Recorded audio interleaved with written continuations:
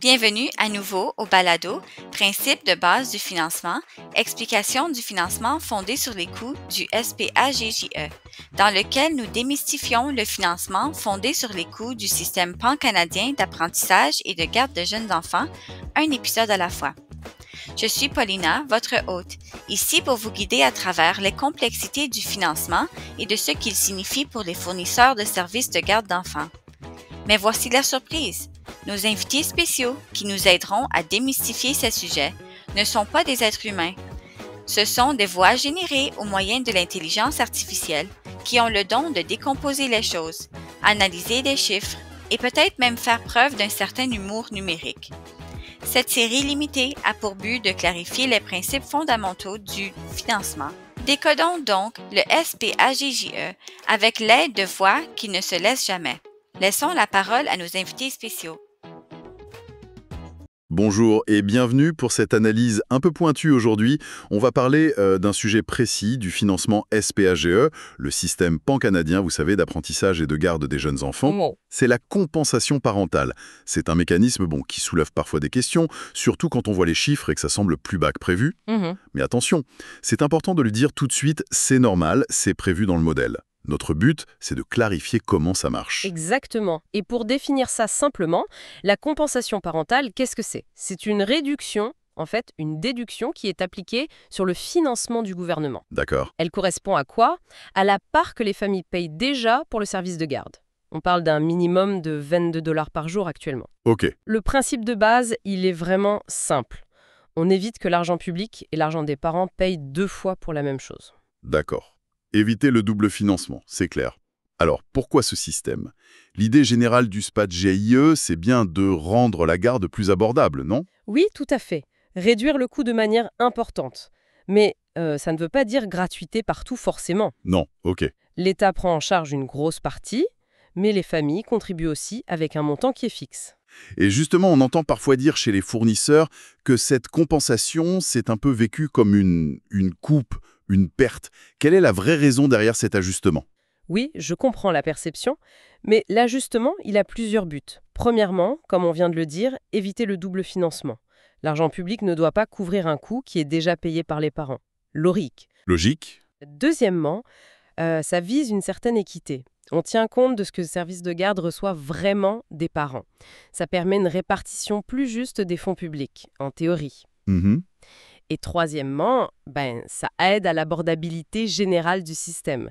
Ça permet de garder des frais plafonnés pour les familles, comme ce fameux objectif de 22 $ par jour en 2025. Donc, c'est moins une coupe qu'un ajustement comptable, en quelque sorte. On soustrait ce que les parents payent déjà pour savoir ce que l'État doit réellement verser aux fournisseurs. C'est ça? C'est exactement ça. On aligne le financement public sur le coût net pour le fournisseur. Intéressant. Alors, comment on calcule ça concrètement? Vous parliez d'estimation. Oui, alors pour 2025, le calcul part d'une estimation des revenus qui vont venir des parents. Et cette estimation, elle repose sur une hypothèse assez clé. On suppose une capacité opérationnelle de 90%. Ah, le fameux 90%. Pourquoi 90%? Pourquoi pas 100%? Ou les chiffres réels de l'année d'avant? C'est quoi la logique? C'est une très bonne question et c'est important. En fait, le gouvernement déduit de son financement l'équivalent de 90% des revenus parentaux qu'il estime. D'accord, 90% de l'estimation. Voilà. Mais attention, le fournisseur, lui, il collecte bien 100% des frais auprès des parents qui sont présents. Ok, donc il y a une différence de 10%. Elle va où? Eh bien, cette différence de 10%, elle reste chez le fournisseur. Ce n'est pas perdu. Ça agit un peu comme un coussin financier, si vous voulez. Un coussin? Oui, une petite marge pour absorber les petites variations. Une place vide quelques jours, une fermeture imprévue, ça évite de devoir faire des ajustements financiers tout le temps pour des petites choses. Je vois. C'est une marge de flexibilité intégrée dès le départ. Malin. Et cette estimation des revenus sur laquelle on base les 90%, elle est calculée pareil pour un petit milieu familial et pour un grand centre de garde? Non, justement, ça s'adapte. Pour un service de garde en milieu familial, donc à la maison, on se base sur le nombre de places actives qui sont autorisées. C'est assez direct. Logique, oui. Pour un centre de garde, c'est un peu différent. On prend en compte le nombre de places opérationnelles, celles qui sont vraiment utilisées, et les tarifs par groupe d'âge. Parce que, les coûts ne sont pas les mêmes pour un bébé ou un enfant plus grand. D'accord, c'est plus détaillé pour les centres, pour mieux coller à leur structure. C'est ça, le but est de s'approcher le plus possible des revenus réels. Très bien. Mais alors, question pratique. Qu'est-ce qui se passe si, en cours d'année, les revenus réels sont différents de l'estimation?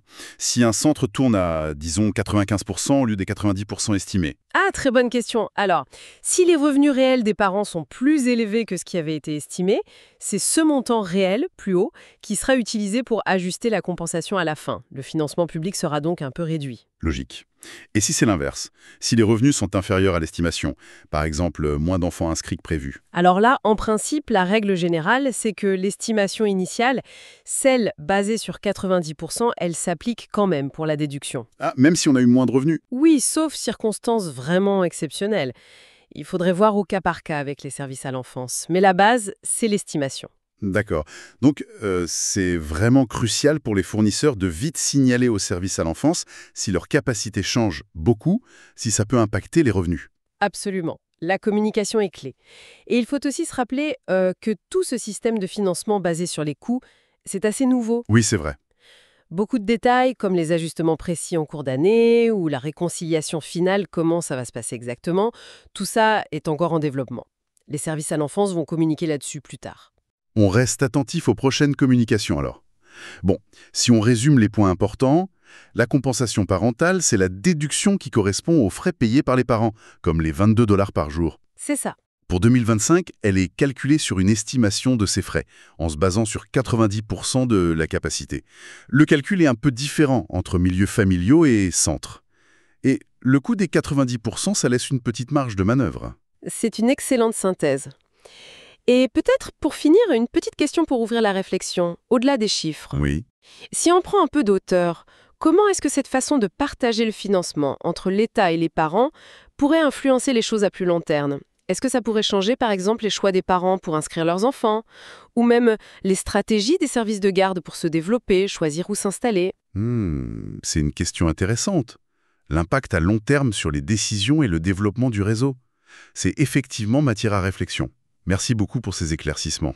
Avec plaisir.